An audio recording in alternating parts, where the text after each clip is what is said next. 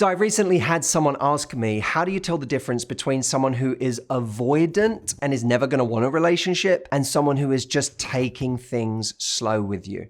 She described the last couple of situations she had where she met guys. In the beginning, they stated that they were interested in finding a relationship, but then 2 months later, after she'd already become emotionally invested, they suddenly had a turnaround and said, actually, I'm not emotionally ready for a relationship, or my life isn't logistically in a place where I can have a relationship. What she was asking is there a way to figure out sooner whether someone is just avoidant without wasting my time and getting emotionally invested in the process? To her and to you, if you relate to this, I have 3 principles that can serve you in not wasting your time. Before we get into the video and these 3 principles, don't forget to like the video, subscribe to this channel, and hit the notification bell so that the next time I make a video, you find out first. The first principle is that not everyone who says they're looking for a relationship is saying the same thing. It's a bit like people who say they're looking to move when they want to move house. When some people say that, they mean we need to move in the next month. And when they go to a real estate agent, they are on the hunt for their next house. There are other people who say we're looking to move who mean in the next few years.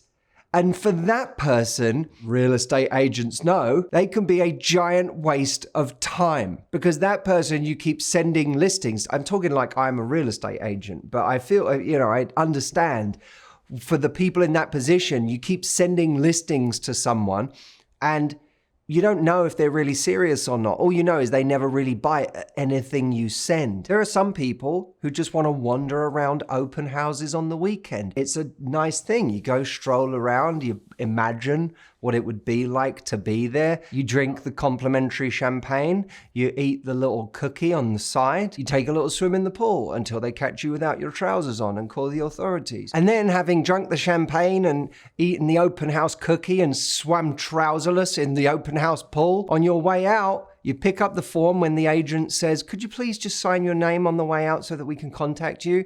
And you sign your name and you give them your number and your email address, and you know that this agent can reach out to you every day for the rest of his life. You won't be responding to any of it. So many people, when they meet someone they like, hear someone say, yeah, I'd like a relationship. And what they hear is, oh, I can now relax because that person says that what they're looking for is the same thing as what I'm looking for. But we can never assume that them saying they want a relationship means they have the same intentionality about it that we do, or that they're on the same time frame as we are. The second principle, I want you to ask yourself honestly, are they being selectively slow? In other words, when someone is going slow, you have to say to yourself, are they going slow in every department or just the one that suits them? They're quite happy to be very sexual. They're quite happy to see you in very intense ways. They're quite happy to gush about you emotionally, be very affectionate, say grandiose things. When you feel like the only area they're really taking it slow is in the department of saying, I don't want to sleep with other people, then you know that there's a disconnect between what they're saying and what they're actually doing. Now, you may say, no, Matt, they are going slow. They are, I don't see them all that often. We're not sleeping together right now. We don't talk all that often. If that's the case, then you have to ask yourself honestly, why am I investing so much of my psychological focus in this person? Why am I not still exploring my other options? What we're looking for is intentionality. Intentionality is someone who really is looking for a relationship, who is asking you the kinds of questions that people ask when they want to have a relationship. Someone who is actually progressing with you. Two important words are consistency and progress. Are they consistent, and is there a sense of progress? Which brings us on to principle number 3. You get to decide if someone wastes your time.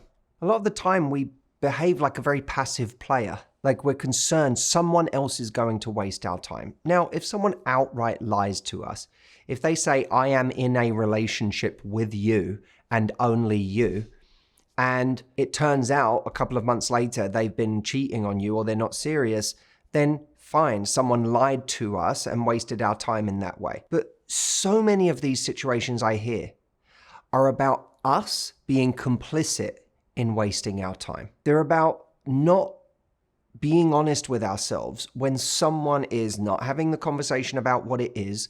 They're not saying that they're exclusive. They're just seeing us having sex, emotionally entwined, but there's no real sense of progression towards commitment. And when that's the case, we get to decide, what is it I want? And instead of always pandering to somebody else's rhythm, we should go in with the confidence of saying to someone, if we're sleeping together, I'm not doing that with anyone else. Are you on the same page? You're not? Okay, no problem. But I'm going to then, I can't keep going down this road.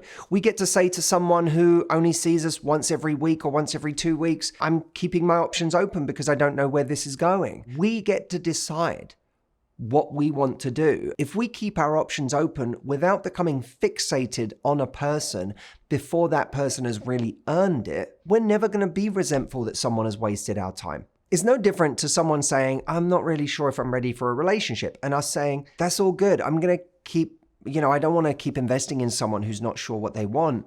I'm going to keep exploring my options. If they come back again and they say, hey, I'm serious now, then that's something worth entertaining. But you won't feel like you wasted the 3 months in between because you went and did your own thing. You went and did what you wanted to do. What you didn't do was sit there and hope that maybe something would shift with that person. That's where wasting our time comes from. It comes from someone not being clear about wanting the same thing as us and us hanging around for them anyway. Now look, in this video, I said that there were 2 words that are really important in early dating: consistency and progress.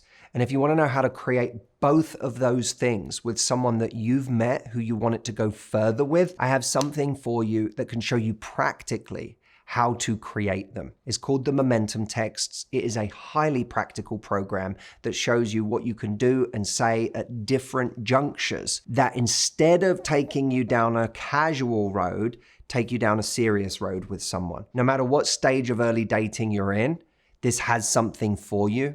It's really easy to use, and I promise you, you'll literally grab it and you'll find something in there today that you will want to use with someone. It's $7 as well, so it's a really easy, simple decision to make. Come join us over at momentumtexts.com and grab your copy. And as always, I will see you in the next video. Thanks for watching.